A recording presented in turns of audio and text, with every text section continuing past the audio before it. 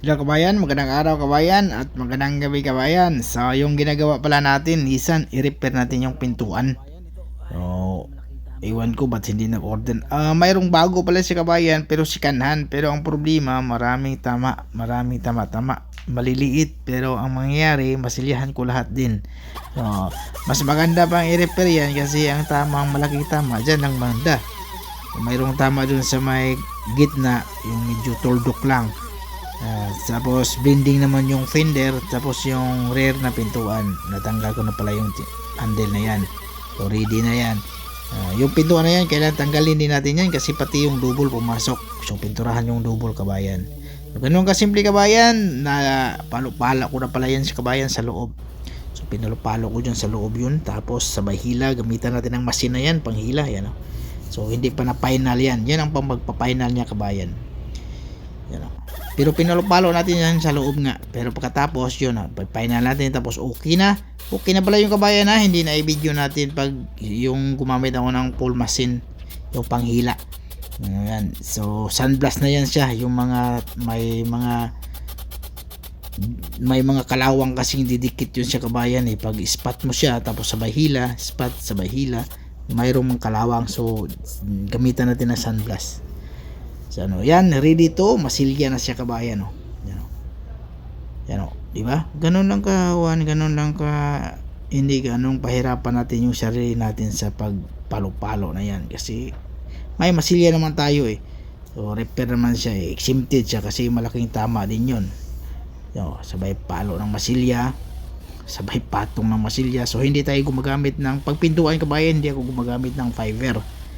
So gumagamit lang ako ng fiber pag nasa panel, yung sa may likuran na panel, yung maliit lang kasi yung pintuan na yan, parang paggagamit ka ng fiber dyan baka mabasag. So yan, hindi dapat makapal yung masilya talaga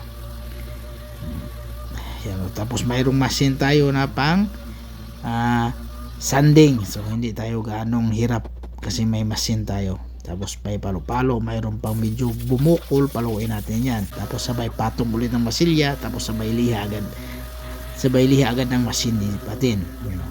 So nakadalawang patong na tayo niyan, hindi ko lang na-video. So patong na tayo ng machine, tapos machine agad masilya, tapos machine agad yung pangliha. So gumagamit tayo ng 80 kabayan, ha. 80 yan, makapal yan. Gumagamit tayo ng 80 para mapudpud agad. Tapos pagkatapos ng 80, pag sa tingin ko hindi na ako magpapahid ng masilya, so 120 na tayo, pababa tayo 180, 320.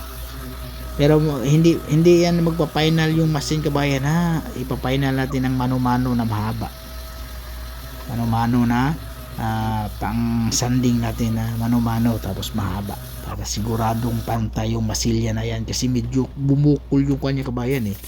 Medyo naghabol tayo niyan kasi yung medyo sa tama sa may bandang gilid lubog-lubog yan. Okay na siya kabayan, no? So nakatatlong patong tayo ng masilya dyan.